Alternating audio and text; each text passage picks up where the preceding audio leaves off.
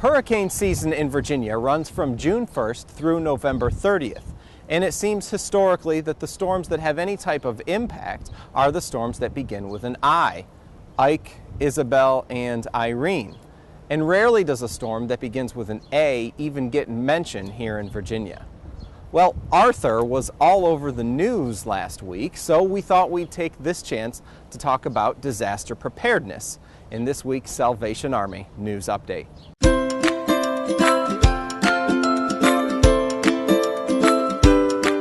The Salvation Army is active in thousands of communities across the country and over 125 countries around the world. And in the event of a disaster, the Salvation Army can typically respond very promptly and stay for quite a long time because of our place already in that community. But that doesn't mean that you shouldn't be prepared in the event of a disaster. Here in Central Virginia, we recently teamed up with the reigning Mrs. Virginia International, Cheryl Nelson, to share tips about disaster preparedness. Cheryl is an Emmy-nominated TV host, reporter, and meteorologist who has a passion for sharing tips on readiness and disaster preparedness. My name is Cheryl Nelson. I'm Mrs. Virginia International 2014. I'm a degreed meteorologist. I spent 10 years doing television, weather, and meteorology. Very passionate about natural disaster preparedness. It's something I've always been curious about since I was a kid.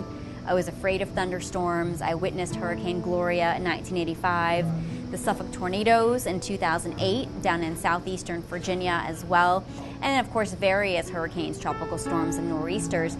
And I realized that people are not educated enough. They need to know more about preparedness. The number one thing is to be informed. A lot of people don't even think about it until that storm is already bearing down on you. So the time to plan is now, because if you don't, you could lose your own life or the life of somebody that you love. And I think, why gamble?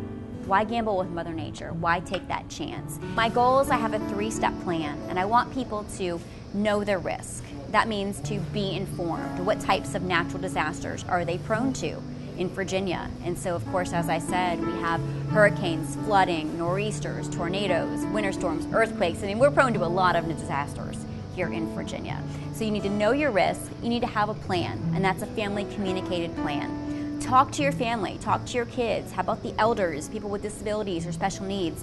What would you do? Where would you go? Do you know where to evacuate? Do you know where your shelter is?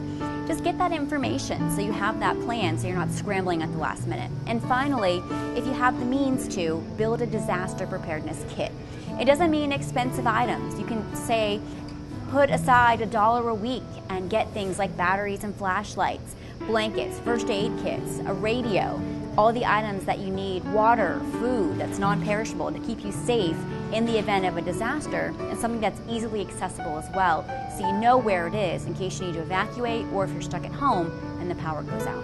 Arthur was a Category 2 hurricane, so not something we are very used to in really the Mid-Atlantic and the Southeast states recently.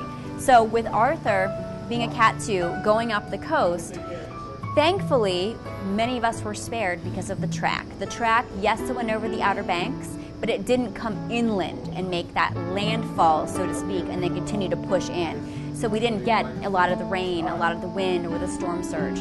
The scenario could have been very different if it had a track like Hurricane Isabel did back in 2003. I think many people have grown complacent. They think that disasters happen elsewhere. They don't think it's ever going to hit close to home. The most common mistake that people make is they wait until it's too late. For example, during Hurricane Arthur, the local news interviewed a guy in Virginia Beach. It was the night before, so Arthur was getting ready to make landfall in the Outer Banks. He was hanging out on the boardwalk in Virginia Beach, and a reporter asked him, "So, what are you doing out here? Are you going to evacuate?" And he goes, "Oh, it's fine out here now. It's a little bit breezy, but no, I mean, it's just a prediction. I'm not going to leave. If it gets really bad, then I'll leave." That right there is the biggest mistake, because if people leave when it gets bad, guess what?